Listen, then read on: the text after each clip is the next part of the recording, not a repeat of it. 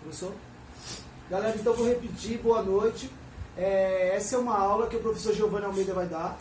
Essa aula ela tem como objetivo escolher um pedagogo da nossa educação brasileira. E eu fiquei na missão de escolher o Paulo Freire. O Paulo Freire é o patrono da educação brasileira, através da educação popular. E, por sinal, aqui no Rio Grande do Norte, a partir desse ano, o Estado do Rio Grande do Norte, com a Secretaria de Educação, inicia-se a comemoração dos 100 anos de Paulo Freire, e do centenário de Paulo Freire.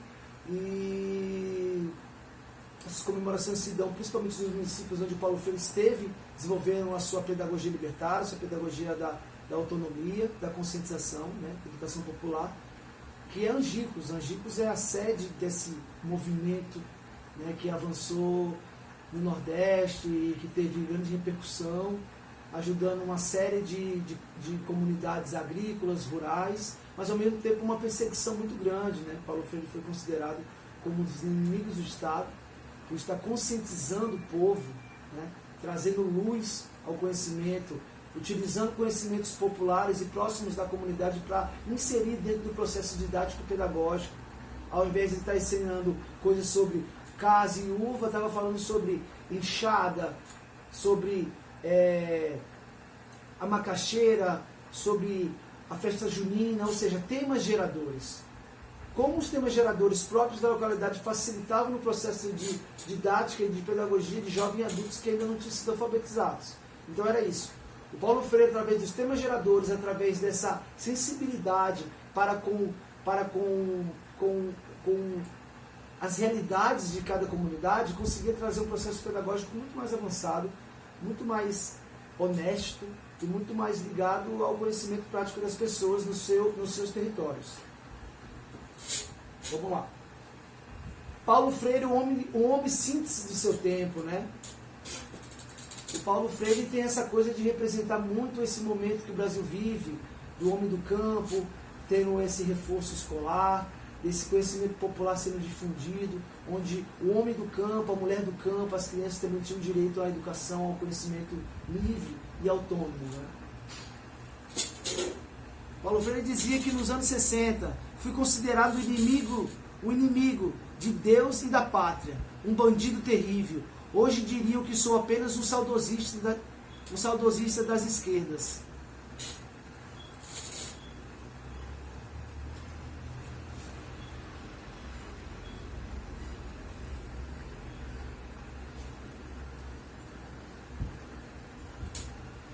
Paulo Freire nasceu no bairro da Casa Amarela, em Recife, no ano de 1921, 19 de setembro. Capitão da Polícia Militar, filho do seu Neves Freire, capitão da Polícia Militar, Pernambuco, Joaquim Temócles Freire. Ou seja, Paulo Freire nasce no Recife, certo? Em 1920 o Brasil vivia esse momento de crescimento, um certo surgimento da indústria brasileira, mas o campo era predominante. O homem do campo era essencialmente predominante no processo produtivo do Brasil. O Brasil estava iniciando um processo industrial ainda, e esse homem do campo, e essa mulher do campo, e esses viventes do campo eram excesso, e precisavam ser educados, precisavam entender uma nova realidade, um novo Brasil que vinha se transformando. Já morando em Jaboatão, aos 13 anos, Paulo Freire perdeu o pai. Isso mudou sua qualidade de vida. Sua irmã Estela tornou-se professora primária do Estado. Seus dois irmãos, Armando e Temócles, tiveram que trabalhar para ajudar no sustento da família. Armando tornou-se funcionário da prefeitura e o seu irmão entrou para o exército. Ou seja, a família do Paulo Freire, por influência do pai, já tinha certo encaminhamento. Uns viraram pedagogos, outros foram para o exército, mas já tinham uma influência da educação dentro do âmbito familiar. É importante que aqui a gente vai tratar de alguns conceitos, algumas categorias de análise do Paulo Freire, mas é importante também trazer essa história, mostrar que um pernambucano, que no início do século passado iniciou esse processo de educação popular através da autonomia, através do conhecimento da cultura popular, os conhecimentos próprios de cada território. Então é isso. Freire começou a estudar desde cedo, na casa onde nasceu sua mãe, debaixo de mangueiras. O mais interessante é que o Paulo Freire tinha algo já notável desde pequeno. Ele estudava matemática e algumas disciplinas que ele vinha aprendendo através dos gravetos das mangueiras. Já esse lance poético já nos traz alguma coisa desse menino que cresceria e se transformaria nesse maior pedagogo do nosso Brasil, né? Algumas palavras, escrevia com gravetos, algumas palavras no chão, assim aprendeu a ler, era lúdico, era criativo. Em Jaboatão aprendeu a jogar futebol, a nadar no rio, a cantar, a assobiar. Ou seja, Paulo Freire é aquele garoto que ainda pega essa vivência, né, de você trabalhar, ser lúdico, ser criativo, porque ainda não existia essa indústria dos brinquedos, essa indústria do entretenimento. Era necessário ser criativo. Era aquele tempo que as crianças ainda construíam seus próprios brinquedos, as crianças tinham preocupação no design, em criar, em ser geniosas, né? Não só com máquinas digitais, mas sim com o próprio esforço e do conhecimento das possibilidades que o seu território possibilita, um conhecimento com as realidades, com as experiências cravadas. Eu acho que a infância do Paulo vai trazer, tem influência direta no que o Paulo Freire se torna enquanto pedagogo. Esse pedagogo da praxis, do envolvimento com o seu território que te cerca, do decifrar, né, de usar termos que são próprios para você, da identidade. Paulo Freire, a partir de 16 anos, passou a estudar no colégio Oswaldo Cruz, onde passou mais tarde a ser professor. Freire conhece que os tempos vividos nessa escola e as pessoas com quem conviveu foram marcantes na sua vida, né? O Paulo Freire tem essa realidade acadêmica e pedagógica desde cedo, né? Foi um menino jovem bastante aplicado, interessado. Logo após desse momento ele ingressa na Escola de Direito do Recife, porque era o único curso ligado às ciências humanas, né? Sociais e humanas. Depois dos estudos secundários, Freire aos 22 anos ingressa na Faculdade de Direito do Recife, como dito. Enquanto estudava, casou-se com a professora primária, Elza Maria Costa Oliveira, com quem teve 5 filhos. Foi nesse tempo que se tornou professor de português no Colégio Oswaldo Cruz, onde estudou na adolescência.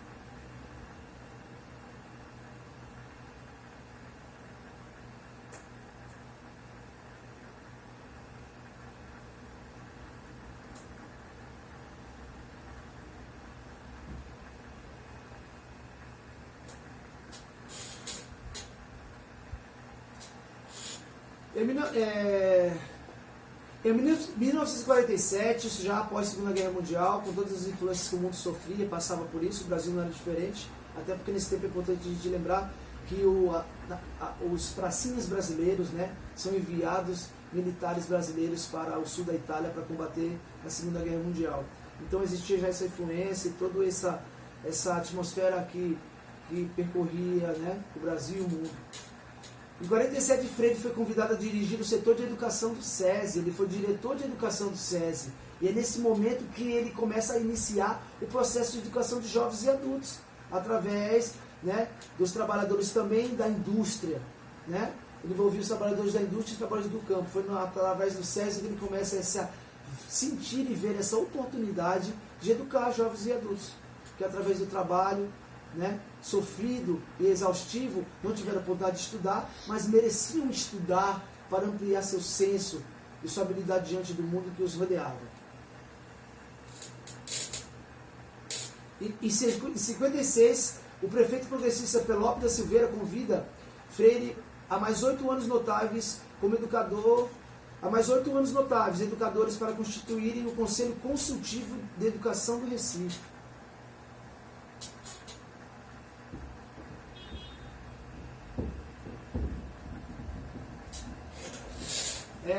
Freire, 4 anos depois, foi designado a assumir a direção da Divisão de Cultura e Recreação do Departamento de Documentação e Cultura da Periferia Municipal de Recife.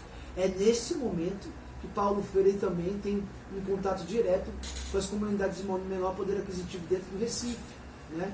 Bairro Amarela, Imbura, essas comunidades ribeirinhas, e aí também o processo educativo de iniciar uma plataforma revolucionária de educação de jovens e adultos se dá, né, através dessa questão de lidar com a cultura e com a educação das comunidades periféricas e ribeirinhas do Recife.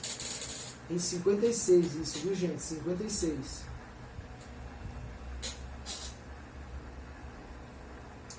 Em 59, Freire presta concurso e obtém o título de doutor em Filosofia e História da Educação. Com isso, torna-se professor efetivo de Filosofia da Faculdade de Filosofia da Universidade do Recife.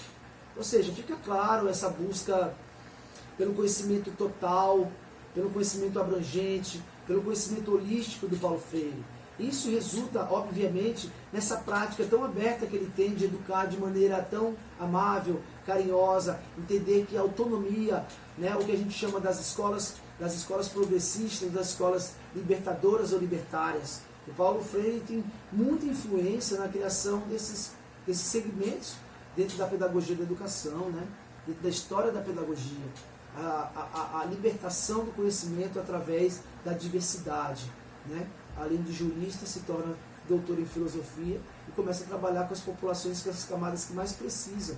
Sem sombra de dúvidas, isso para um profissional, para um cientista, para um artista, traz uma amplitude, né, de saberes que vai diretamente influenciar os seus alunos. Isso é algo notável em Paulo Freire. Enquanto Freire vivia sua juventude e iniciava sua fase adulta, vários acontecimentos mundiais influenciavam a vida política e social brasileira, afetando a economia, a educação e a cultura. A decisão de cada Estado seguia as decisões nacionais, e as decisões nacionais obedeciam às cobranças internacionais. Né? É importante entender que nesse tempo o Brasil já estava totalmente vinculado com as políticas americanas, né? A gente começava a iniciar um processo, principalmente do que a gente chama nos anos 60, da Revolução Verde. A Revolução Verde foi um momento onde os países em ascensão achavam que os países emergentes, os países terceiro-mundistas, passavam processos de pobreza e de fome porque não tinham investimento tecnológico adequado no modo produtivo do seu campo. Mas só que nesse tempo, isso também foi algo que depois se notou, que essa sofisticação e modernização do campo, ela trouxe uma série de problemas e efeitos colaterais para os moradores e os campesinos, né? Porque ela começou a mecanizar o campo, tirar uma série de trabalhos, trazer fertilizantes e agrotóxicos extremamente nocivos ao homem do campo, que começou a ficar cada vez mais doente, né? As áreas campesinas começaram a ser concentradas na mão de poucos, enquanto os muitos ficavam sem condições de ter terra para plantar. Todas essas reflexões e essas divergências culturais foram gerando também uma desigualdade no sistema educativo do homem do campo. E aí que Paulo Freire entra também, né? Com essas mudanças globais que já vinham acontecendo no Brasil a partir dos anos 50 e 60. A decisão de cada Estado seguia as decisões nacionais, beleza? De modo que se vivia numa rede de interligação e dependência com a política nacional e internacional, né? Ilustrando isso, desde o início do século XX, o Brasil começou a sofrer influência de movimentos internacionais que se colocavam contra o ensino tradicional das escolas. Esses movimentos, gente, é importante ressaltar que esses movimentos são movimentos que vinham para cessear a ampliação do conhecimento entre as classes populares. Né? São conhecimentos de domínios, conhecimentos onde querem manter e continuar, né, com essa perpetuação do poder na mão dos ricos. Né? Isso é ruim para a boa distribuição de renda, né? Para o entendimento de políticas públicas mais voltadas ao povo, políticas públicas assistencialistas, mas políticas públicas que ensinem o povo a conquistar suas riquezas. Né? Como a Amartya Sen diz atualmente, riqueza enquanto liberdade. Está muito forte isso em Paulo Freire. Né? Esse movimento pregava a valorização das crianças, a liberdade e a iniciativa dos estudantes, valorizando mais o seu ato de aprender e não o ensino do professor. Ou seja, gente, era importante valorizar as potencialidades do aluno, conhecer as suas realidades, saber como as suas realidades lhe fortalecem, como lhe trazem pertencimento, como nós temos hoje nos projetos pedagógicos, políticos pedagógicos das escolas. Né, o grupo de pais e mestres, ele traz toda a experiência das realidades vividas nos bairros fora da escola. os mestres, os professores, o corpo docente precisa entender como vive o aluno para poder trabalhar com ele através das realidades experienciadas do seu território. O Paulo Freire foi pioneiro em trazer isso.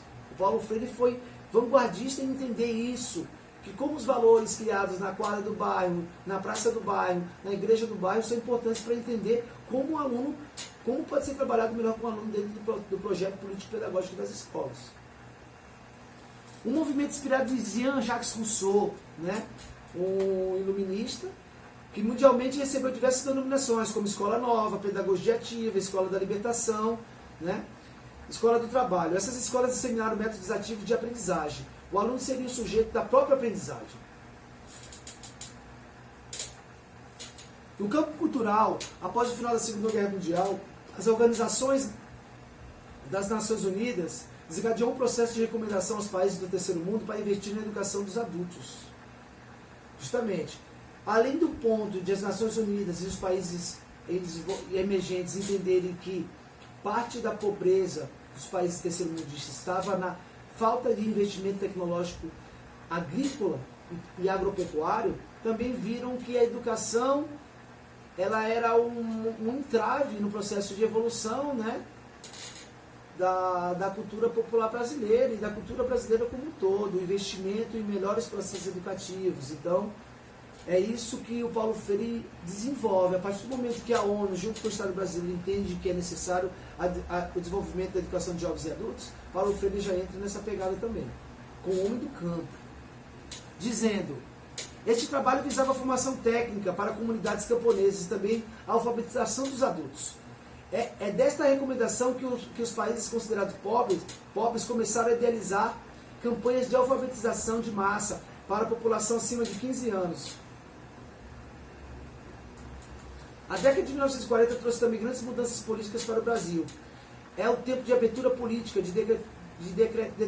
decretada por Getúlio Vargas, que a partir de 1943 permite a atuação do Partido Comunista no Brasil, decorrendo desta criação dos comitês democráticos no município de bairros de grandes cidades. É importante ressaltar a influência comunista, né? A influência comunista. Deixa eu ver isso aqui. É importante ressaltar a influência comunista dentro da vivência e das realidades do Paulo Freire. O Paulo Freire, além de ter um aspecto, usar algumas medidas comunistas dentro da sua política, como igualdade de classes, isonomia, justiça social, ele também tinha um apoio e tinha uma influência da Igreja Católica. Então, de maneira muito diplomática, ele conseguiu unir esses dois pontos. Isso é importante: o comunismo enquanto movimento político e a Igreja Católica enquanto movimento político religioso. É o que a gente chama das comunidades eclesiásticas de base. A igreja trabalhando a serviço do homem do campo que estava sendo discriminado, maltratado, envenenado, né, e que depois começa a migrar para a cidade. É importante que todo esse processo de modernização do campo brasileiro dos anos 40, 50 e 60 traz um êxodo rural gigantesco para os trabalhadores do campo brasileiro. E esses trabalhadores começam a migrar para as cidades sem nenhuma instrução didática, pedagógica que facilite a convivência dele agora nesse novo habitat, que é a cidade.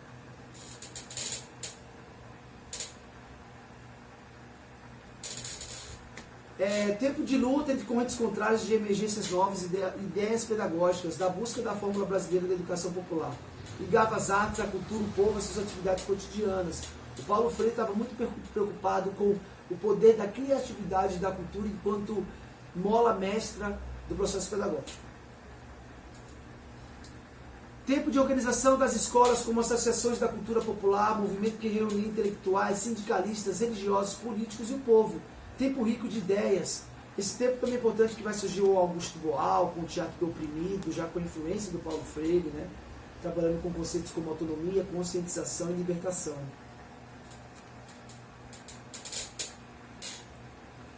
De 47 a 64 surgem diferentes segmentos da sociedade, várias propostas para a educação de jovens e adultos: campanha nacional de erradicação do analfabetismo, serviços de assistência rural, centros populares de cultura, movimento de educação de base em 1960, junto com a Confederação Nacional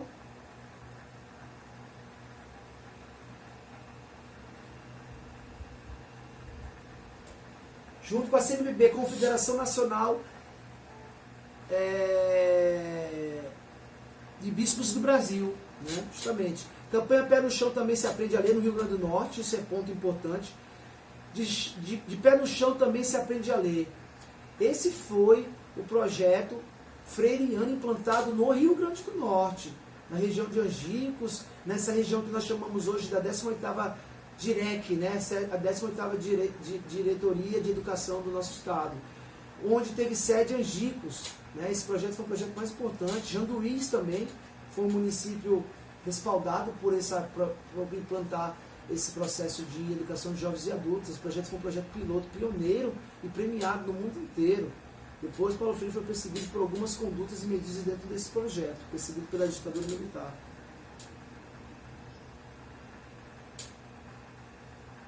Pelos envolvimentos que Paulo Freire começou a ter, ele já era considerado um homem de esquerda. Como um militante de esquerda, seguiu alguns caminhos políticos existentes à época, que resgatava a participação popular na construção do país. Era o comunismo e a influência da Igreja Católica e das comunidades eclesiásticas de base, que apoiavam os oprimidos, os refugiados, né, os necessitados. É nesse momento que surge o que nós chamamos de a teoria da libertação, a teologia da libertação. Ou seja, é a Igreja Católica trabalhando junto com o processo, né, comum à sociedade, para através da religião, conseguir trazer uma libertação, pelo menos para esses desabrigados, famigerados, migrantes, esse povo que tinha vindo desse êxodo rural e que agora se instalava na cidade sem nenhuma acessibilidade, sem nenhuma orientação mais profunda para entender esse novo habitat que eles viviam, né? A Igreja Católica nesse tempo foi muito importante para ajudar perseguidos da ditadura política, perseguidos políticos, artistas perseguidos, e uma série de seres humanos que estavam sendo maltratados ou até mesmo torturados pelo regime militar que se instalava nesses tempos sombrios.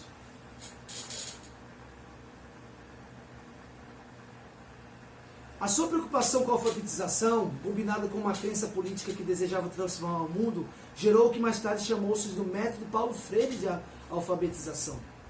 O método que utilizava frases, palavras, pelo qual ele, na infância, foi alfabetizado. O que o Paulo Freire quer dizer com isso?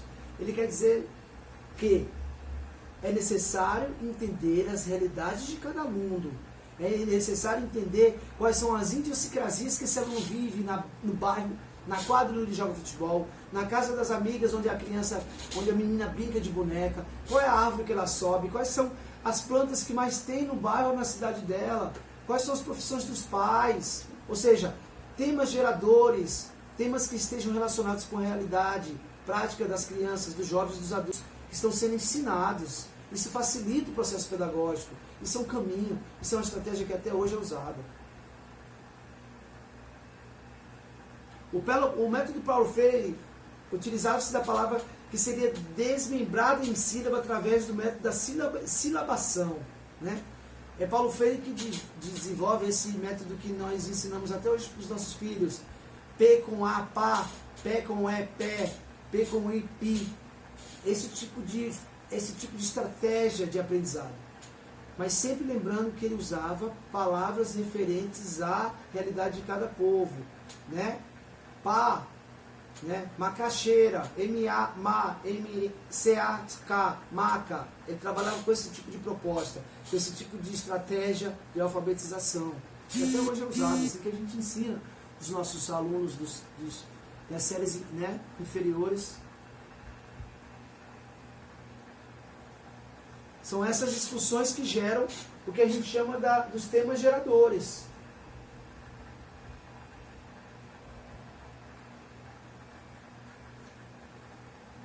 Dos temas geradores.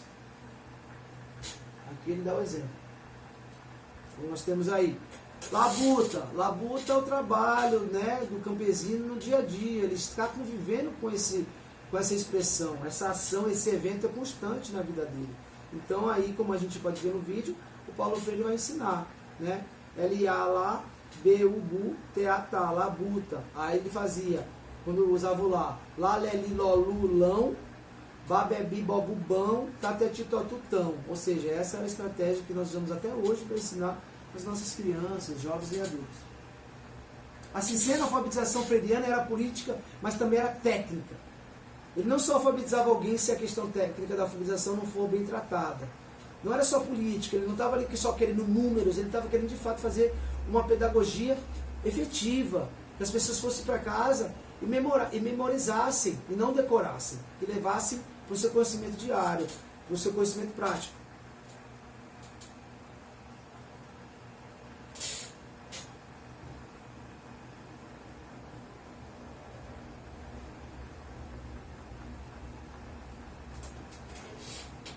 O método Paulo Freire não era solto, sem direção, nem também baseado no disse e não me disse, a partir da vontade de cada um. Isso é perder o rumo.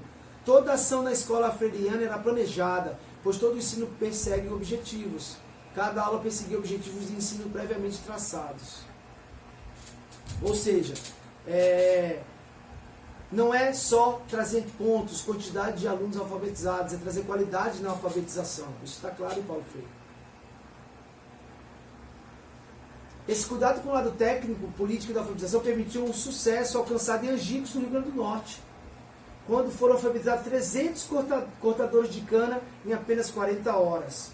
Ou seja, não é acelerar para ganhar pontos, é conseguir fazer num tempo hábil a efetividade do processo pedagógico. É conseguir encontrar algo que motivasse, que trouxesse para eles uma realidade mais tangível e não experiências do livro didático, que às vezes são muito afastadas da realidade do aluno.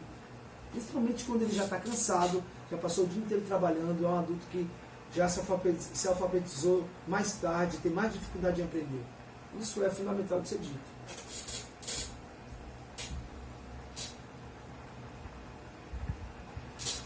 Ora, se Paulo Freire e sua equipe de trabalho tiveram sucesso nas décadas de 50 e 60, por que nós agora não podemos ter sucesso no nosso trabalho de alfabetização? Juntando todo esse arcabouço que Paulo Freire trouxe para nós, além disso, todo o conhecimento que hoje o mundo digital nos traz. Nós temos que unir as ferramentas. Nós temos que buscar a totalidade do conhecimento, o holismo do conhecimento, conhecimento de 360 graus, que use a tecnologia, mas que use os conhecimentos tradicionais que davam certo e que ainda são importantes de ser ditos para os alunos do futuro, do presente. Para obtermos sucesso, precisamos planejar o que queremos ensinar durante o curso de alfabetização. Depois disso é necessário planejar aula por aula.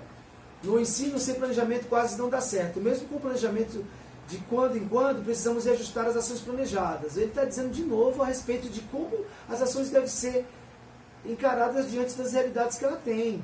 Nós temos um plano de aula, nós temos uma ementa construída, uma metodologia, mas a metodologia é necessário que ela seja flexível, de acordo com o aluno, com a realidade, com o ano que se vive, com o mês que se vive.